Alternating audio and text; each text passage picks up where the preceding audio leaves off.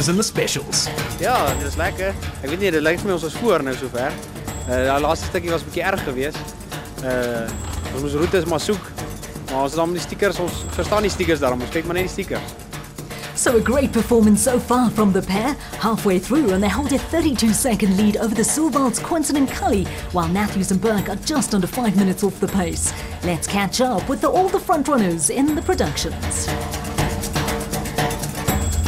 Yeah, it's our first time leading a race in the Class T, so we're very happy. We just want to keep it there and just don't make mistakes, no flat wheels, and try to finish and keep our position. It's a very treacherous route. The Atlas Copco range is really doing its trick out there. We got stuck behind a guy who shortcut and came from the back, and we were sitting in the dust. The dust is really bad, but fortunately this Atlas Copco range has got what it takes to take us to the frontier. Oh my goodness, the second part of the trail was crazy, but I stuck to the book the whole time. I didn't fall out, and I think we did really, really well. So Johan and Vanna Horn in the Malalan Toyota Hilux looking good for their first ever victory in Class T, while Bertholt and Rousseau in the Atlas Copco Ford Ranger are 4 minutes and 5 seconds behind them in second place. Duploy and Janse van Vuren in the RFS Ford are third. They may have finished Loop 1 with a puncture and their throttle may be getting stuck, but Lawrence Duplessis and Hilly LaRue are going very well, leading the way in their Zarko. In a very similar scenario, Quinton and Cully Silvalt from Elegant Fuel lost third gear 30 k's into the race, but they're managing to stay in second place. No problems whatsoever for the Horns from Malalan Toyota. They have their eyes firmly on the top of the podium. Matthews and Burke in the Century Racing CR3 suffered that puncture very early, and while it did take them off top spot, they've done well to stay in third in the specials and first in P. Well, there's no stopping Berthalter and Rousseau from Atlas Copco Ford Racing, sitting comfortably in second place amongst the productions. The Agassiz sitting fourth amongst the specials, having taken advantage of the great start they had. In fact, they were ahead of Berthold and Rousseau for quite a while. The Rangers sat in their dust. No one slowing down Christian Deploy and Henk Janse van Vuren. They're third in productions in the RFS Motorsport Ford Ranger. Still leading the way in Class S, making them fourth amongst the productions, Foss and Weiss, but the pair said at DSP that they battled in the dust over the last 30 k's of Loop 1. Poulter and Howie are fourth in Class T. The Castrol Toyota pair enjoying a brilliant race. And here they are passing Parker and Fonsale from Cincinnati Plastics.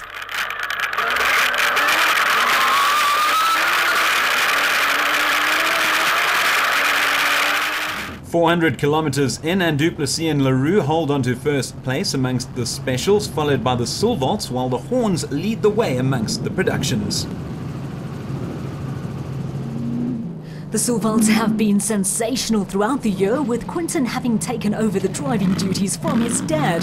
And once again, a podium is a distinct possibility. They're second. Victory is just around the corner for Johan and Vanna Horn, barring catastrophe. The brothers from Malalan are on song to secure their first ever win in Class T.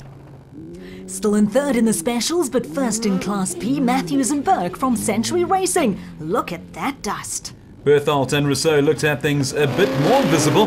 Their Atlas Copco Ford Ranger going from strength to strength following their performance in the Toyota 1000 Desert Race. Well, dust is very much part and parcel for the Agassiz, fourth amongst the specials as they search for only their second finish this year. Terrible news for Deploy and Janse van Vuren. They're out of the race, and that means Polt and Howie on third place amongst the productions, the pair having overtaken Foss and Weiss. Well, we saw them being overtaken earlier by the Castrol Toyota pair, Parker and Fonsale. They're fifth in the specials.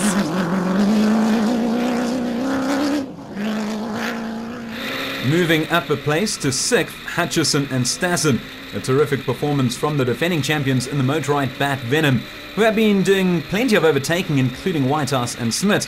Remember, they started the day 19th overall on the grid. Another production they've passed, Foss and Weiss. Bad news for the pair, who led matters in Class S. That was until hitting a rock and damaging the brake calipers almost within sight of the finish line. Dropping down to seventh amongst the specials, Daniel Brooks and Gavin Gray in the Ducati's Properties Bat Spec 4. They're now up to fourth in productions, Van Staden and Lawrenson from Atlas Copco, and they'll be wanting to keep their Nissan in one piece as they're soon off to Namibia for Dakar testing. Whitehouse and Smith in the Regent Racing Nissan Navara suffered a broken back CV joint but are nursing the car home. They're lying in fifth place. Following on from his win in Botswana, Elegant Fuels Wichard Silvald is in 8th spot, with new navigator Byron Sykes experiencing his first taste of cross-country racing. They've now taken over the top place in Class S, former SA champions Jannie Visser and Joks Leroux in the Rubicon Racing Toyota Hilux. Staying with Productions, but moving up a gear to Class T, Henny de Klerk and Johan Smallberger in the RFS Treasury 1 BMW, 6th in class. As for the Imperial Auto Celeb team of Terence Marsh and Jeannie D, another exceptional performance from the pair. They've enjoyed a clean run so far and are lying 7th in Class T. In 10th place amongst the Productions, by far their best performance of the season, Luke Buerter and Andre Vermeulen from Force Fuel. Jason Venter and Vince van Alleman from 4x4 Mega World have a tricky, rather deep ditch to contend with. What am I saying? No problems there. They're just outside the top 10 despite suffering 3 flats in the first loop. Marius and Jolanda Fourie have made the move to Productions from Specials, and they've certainly impressed. They're 4th in Class S, having to contend with their dust, and not far behind, Loda Brain and Rian Grayling from Rubicon Racing.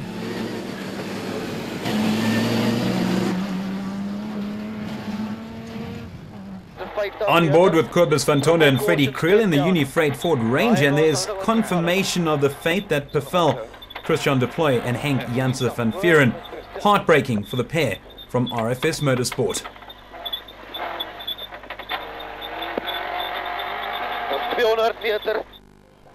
No heartbreak for Lawrence Duplessis and Hilly Leroux.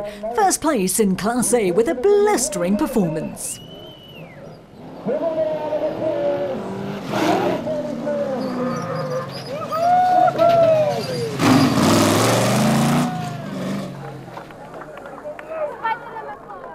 Okay, gents, how was that? Lekker, baie lekker. What about the dust? Ja, die eerste rond het ek 'n bietjie das gehad, maar die tweede rond het ons dit bietjie tot by die Quintinus toe gaan dit beter. Maar was lekker. The pair grabbed their second win of the season, finishing over 5 minutes clear of Quinton and Cully Silvald, while Matthews and Burke from Century Racing finished 3rd.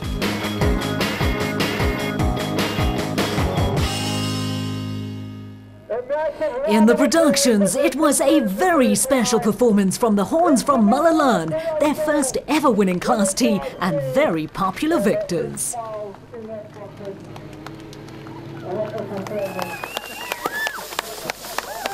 Johan, you must be a very happy man. Yes, definitely. We're very happy. We can only thank our team, Malalan Toyota, for preparing the car so well. And I must thank Werner for today. He was on the spot today. The Horns going straight to the top of the podium, while the Atlas Copco Ford Racing Pierre Berthold and Rousseau claimed 2nd place, rounding off the top 3, Castrol Toyota's Polter and Howie. As for the Imperial Auto Celebs, John Smith was exceptional with the road book and heads the standings with 11 points. Jeannie D and AJ Fenter are tied at 8 points. In the beginning, I didn't think that I was that good. But then on the second track, when we were passing grown men that do this professionally, I thought, maybe John and I are onto something here. Sure, it was an enjoyable experience, and I flip out, definitely come back, even if it is to watch. But I must say, it is exhausting. I haven't done this much calculation since my matric year, to be honest. From Sun City to Cattle Country. Next month, we return to Freiburg for one of the most popular races on the Donaldson Cross Country calendar. It's all about beef, farming, and motor racing. Don't miss it.